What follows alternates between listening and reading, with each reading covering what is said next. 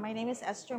I am the Chief Executive Officer for the Commonwealth Healthcare Corporation. I'm also the Territorial Health Official for the CNMI. This forum is very important for CHCC, for specifically for emergency preparedness, and to kind of learn from not only our counterparts here in Guam, but also to hear what the Department of War wants to do, especially for the islands. And as a provider for health services in the CNMI, we take care of families and veterans and civilians, and we want to make sure that we access the resources that are available for both civilians and the community and the military. So it is a good learning experience here too, to hear how they collaborate.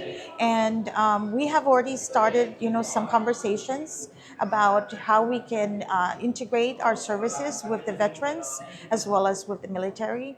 We are seeing already military accessing our services, specifically in Tinian, and we want to be able to be prepared for for potential casualties in an emergency or in a typhoon.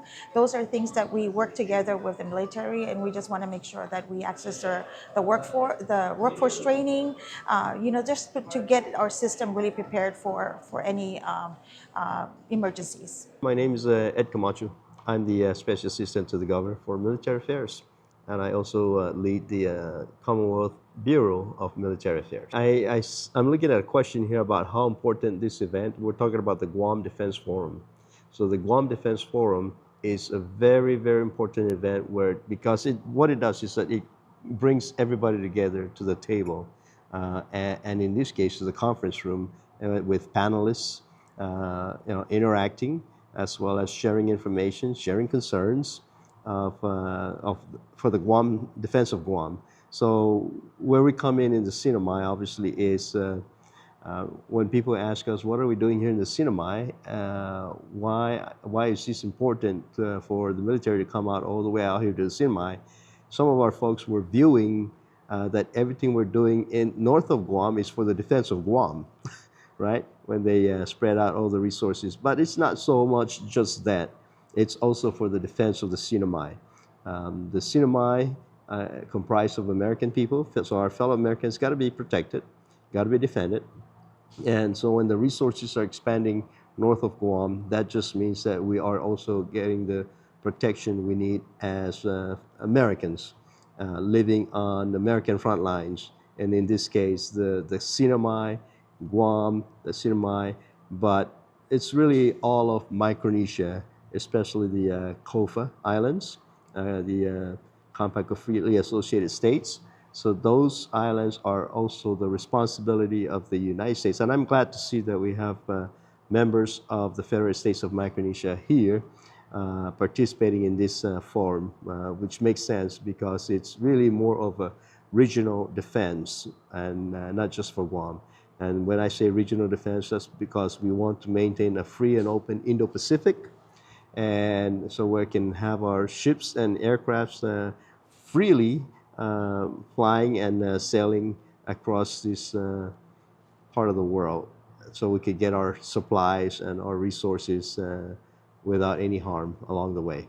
First of all, we're out here. We came out Tuesday morning. I'm out here with Governor Apatang to support him in attending this Defense Forum conference. Just listening to the military and to the government of Guam and how they're working to collaborate, and also, I guess at the end of the day, it's preparing for the worst and also hoping for the best, right? And how the economy can benefit and moving forward with this partnership with the military. Warren Villagomez, Marianas Visitors Authority Chairman. So the Guam Defense Forum happening now, this is the second day.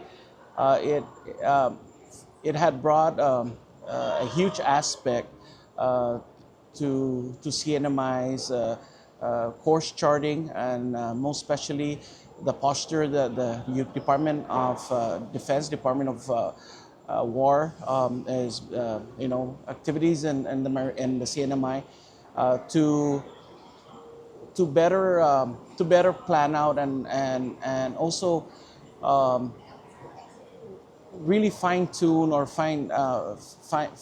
look at the fine line of the development and other environmental impacts and development impacts on how we can leverage, to shift our difficult economy.